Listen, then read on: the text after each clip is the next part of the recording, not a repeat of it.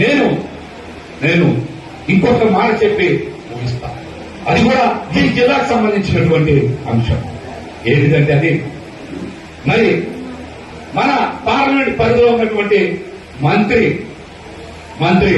నాదెండ్ల మనోహర్ గారు civil supplies మీద నువ్వు రివ్యూ పెట్టబోయా, మీటింగ్ పెట్టబోయా అంటే ఆయన సినిమా టికెట్ల మీద రివ్యూ మీటింగ్లు పెడతాను.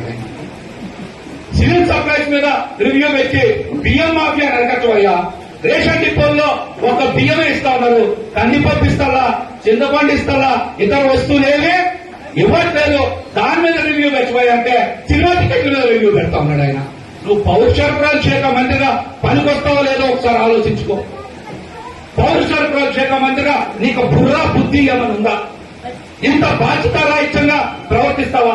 సినిమా టికెట్ అమ్ముకునేటువంటి దౌర్భాగ్య పరిస్థితికి ఈ రోజున కూడంలో ఉండేటువంటి మంత్రివర్గం పడిపోతే రాష్ట్ర బ్రాండ్ ఇమేజ్ పడిపోదా? అప్పుడు చంద్రబాబు నాయుడు గారు మాట్లాడరా, లోకేష్ గారు మాట్లాడరా? ఏపీ బ్రాండ్ ఇమేజ్ అంటే ఏంటే ఆ మంత్రుల్లో సినిమాల దగ్గర నుంచొని సినిమా టికెట్లు అమ్ముకోవడం, అదే బ్రాండ్ ఇమేజ్.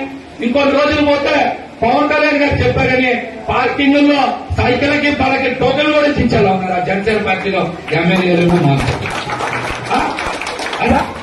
అదే పాలనంటే చెప్పండి, అదే పాలనంటే ఏం? నారాయణ మనోహర్ గారు లాంటి సీనియర్ నాయకుడు, బాగా చదువుకున్నటువంటి వ్యక్తి, పౌర సరఫరాల శాఖ మంత్రి, మీరు సివిల్ సప్లైస్ మీద కదా రివ్యూ చేయాల్సింది, సినిమా టికెట్ల మీద రివ్యూ చేశామంటే మీరు ఎంత బాధ్యత రాయించాం? అసలు మీకు బుర్ర పని చేస్తుందని నేను సూటిగా అడగాలని ఉంది కాబట్టి అడగలేకపోతున్నాను.